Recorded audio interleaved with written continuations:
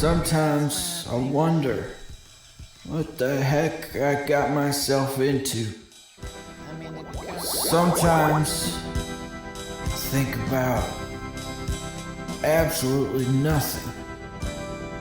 Sometimes I float. And buddy, I mean float. Without even trying. I could drift away. It's beautiful. Like a damn balloon at the World's Fair. Pretty soon, it all drifts away. And I find myself somewhere else entirely. And then subsequently, something grabs me. Drags me down a tunnel that I don't remember. And it's a long tunnel. Great. I see a boy. I forget my name, my life. My flesh simply abandons me. And I'm nothing. And I'm nowhere. So look at my hands. And they're my normal hands. Which means I'm not dreaming. So I say to the guy, let's get down to the place where we're going. Let's get down to business, man. Everything is a daze as we slowly spiral into a totalitarian, technocratic dictatorship. Welcome back, beautiful and amazing human beings. This is Ukadowski of WeAreChange.org. My goodness, is the political situation getting absolutely absurd and, of course, more dangerous for anyone standing in the machine's way, which we're going to be talking about with the latest raids on Giuliani. Concerning news from Germany and the United Kingdom when it comes to the evisceration of people's personal liberties and freedoms. But before we do that, plus a lot more, the clip that we played in the beginning of this broadcast was by a new YouTuber called Post America. Definitely go check her out and subscribe to her channel. She definitely does not have enough subscribers, and she makes very interesting, artistic, thought-provoking content that is pretty trippy, to say the least. Now, when the mainstream media news establishment in the United States is not knowingly spreading fake news and mistrust in the entire system, they are now, as the Washington Post announced, no longer, quote, fact-checking the President of the United States. And that statement, I think, is true not only for the Washington Post that announced that they're not going to be keeping a database of all fact checks against the president, but I think it's by and large true for the large swath of the media that has gotten rid of their previous boogeyman, the previous president of the United States, and now they're looking for a new one. And now, largely left unchecked by the media, the Biden administration is joining the media, criticizing and going after podcasters that, of course, present an alternative viewpoint to their dogma, as, of course, we see the latest attacks by Biden officials going after Joe Rogan, asking him if he became a medical doctor when no one was looking. Now, if we're going to start asking for medical degrees to comment on current events, I definitely think we should definitely start off with individuals like Bill Gates, who doesn't have a medical degree. He just has a lot of money and had a very close relationship to individuals like Mr. Epstein, who was a former eugenicist. Now, who knows? Maybe we're not far away from a system that's already in China where you need government permission and a special piece of paper that allows you to talk about politics and other related issues. As of course here in the United States, you face a huge swath of attacks and censorship for even discussing a medical procedure. And regardless of wherever you stand on this medical procedure, whether you like it or not, it is important to note that this procedure that some businesses are making mandatory is set to gain an industry a lot of money. An industry, of course, that also has a criminal past, as even the U.S. Justice Department released a statement a couple years ago announcing one of the largest healthcare fraud settlements in its history, with Pfizer paying a $2.3 billion fine for fraud. Now again, I'm not saying anything, YouTube police, I'm not saying anything about this medical procedure. I'm just talking about the industry that it's coming from, that we should have some questions about, that we should have some conversations about, that should be censored or squashed, since of course all we get is advertisement for it, and also bad representation of it, as of course perfectly exemplified by Glenn Greenwald, who talked about the president's State of the Union address being a representation that of course contradicts the narrative that big government and big pharma are trying to push. And images like this definitely don't help convince people, nor does trying to appoint a man who was on Jeffrey Epstein's payroll, a man who was working closely with Mr. Jeffrey Epstein, that was nominated to be America's science advisors. Yes, Biden's pick for America's science advisor is a man with extensive ties to Epstein, who was a eugenicist. He also praised previous eugenicists in 2018.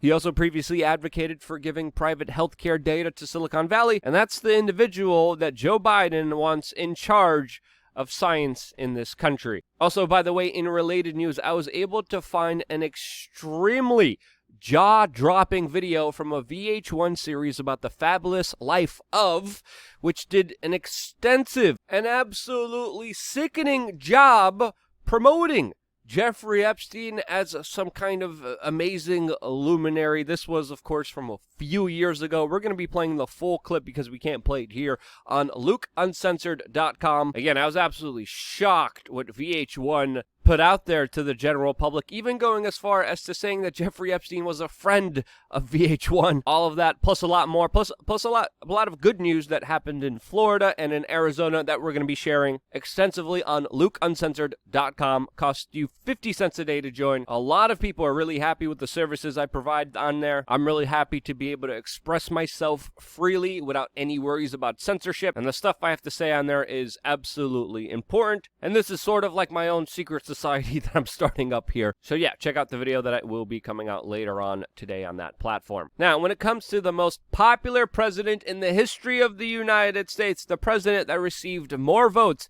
than any other president in recorded American history, Joe Biden gave, of course, his widely popular address to the nation, which surprisingly got a lot of downvotes on YouTube. If you go to the White House's YouTube channel, you kind of get a different kind of understanding and perspective there than you normally would. But as some people highlighted, this was a speech of a man who was in government for over 50 years, complaining about the problems in government that he played a part in creating. In his speech, Biden talked about the importance of increasing taxes, as he's proposing a $6 trillion bill that some are calling a, quote, socialist's dream. Now, of course, Biden talked about a large number of other issues, but his $6 trillion spending spree was, of course, the one that dominated most of the speech and most of the conversations afterwards, since, of course, it is a big, extensive plan that, according to the Biden administration, we'll need more taxes, more IRS audits to be able to pay for it, which is absolutely a misnomer. We live in a system where the Federal Reserve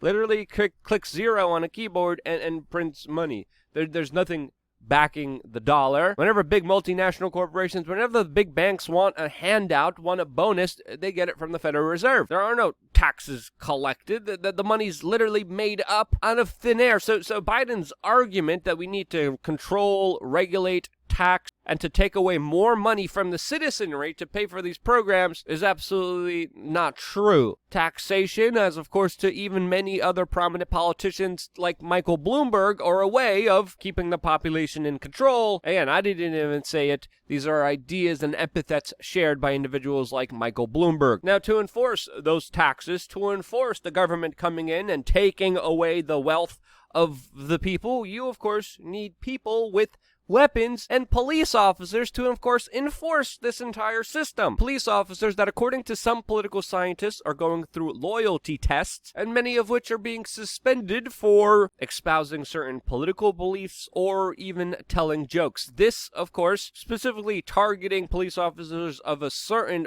political affiliation. Meanwhile, when other police officers support another political affiliation, they don't face the scrutinies, the suspensions, like this police officer who was suspended for making a pretty funny TikTok video mocking LeBron James. Now, of course, I didn't agree with some of the ideas shared by this police officer, but the video was funny. But of course, he was suspended, he most likely will lose his job, and now there's a GoFundMe for him. Now, as some officers are being purged, other officers are told to enforce absolutely insane draconian laws, like in the United Kingdom, where people face a £5,000 fine for trying to go on vacation and leave the country. Meanwhile, the borders are wide open and migrant crossings are going at a daily all-time high in 2021. A man who flew from Australia to New Zealand is now facing a $4,000 fine or 6 months in jail just for leaving the country. In the United Kingdom, there's also a new video coming out showing a Christian pastor arrested for what looks like him saying that he believes that marriage is between a man and a woman. In Germany, the government is putting peaceful protesters who don't agree with the government's lockdown under surveillance for, quote, possible ties with extremists, as of course the apparatuses of the police state are becoming more and more political all over the world, including here in the United States, where officers enforce any ridiculous backward rule that they're told to do, as exemplified by recent events in Texas, where children were hit with a cease and desist order from the local government after selling eggs to their neighbors. Yes, a 10 and 8-year-old in Texas are facing legal troubles. And it just continues to get more absurd, especially after the latest news that we're hearing from an FBI early morning raid on Rudy Giuliani over a law that rarely gets used and according to many legal experts, definitely didn't warrant an FBI raid on Rudy Giuliani. It's also important to note here that the Lincoln Project was tipped off about this raid before it happened. They, of course, celebrated the news. I personally don't like Rudy Giuliani's politics, but it definitely seems what's happening here is extremely political, as of course many Rudy Giuliani's electronic devices were confiscated, all except for one that had Joe Biden's son's laptop on it, a hard drive that the FBI refused to take into custody, even though Rudy Giuliani said that there is some unspeakable images. We can't even mention what Rudy Giuliani said was on that hard drive related to Hunter Biden and some young children. Serious, of course, allegations that the FBI should be taking seriously. They decided not to, and it definitely looks like they are becoming more and more political, as of course still to this day, many protesters who participated in the January 6th event are still being held in solitary confinement. Many are denied bail. Some are even accusing correction officers of torture, as of course other protesters who also attacked federal buildings, some of them even tried to light federal buildings on fire, are quietly having their charges dismissed in Portland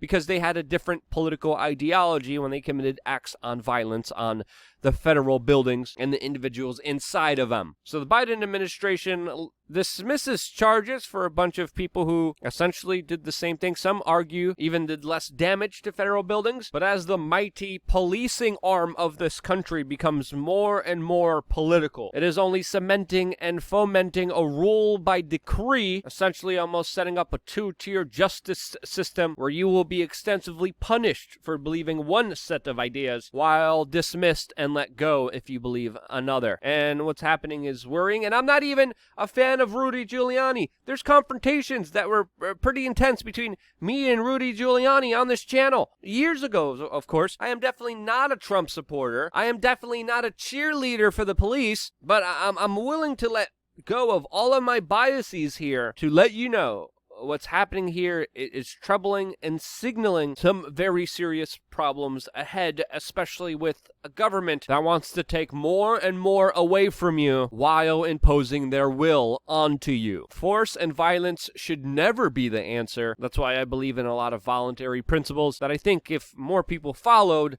the world would be a better and more peaceful place. But that is just my own personal opinion for my own personal biases that I am sharing with you here on this independent media organization that still somehow exists. Something strange happened to this channel where our views have been cut in half. Could be because of the nice weather and more people going outside. Could be because of the algorithm changes or some kind of finagling. Could be because I said a bad word, which, again, I'm doing my best not to do here. LukeUncensored.com is really where all the fun's at. But, yeah, you guys sharing and participating and getting this video out there is absolutely crucial to this independent media still continuing to operate. If it wasn't for you guys doing that, I wouldn't be here, and this is why. I love you guys. Stay tuned for more here on wearechange.org.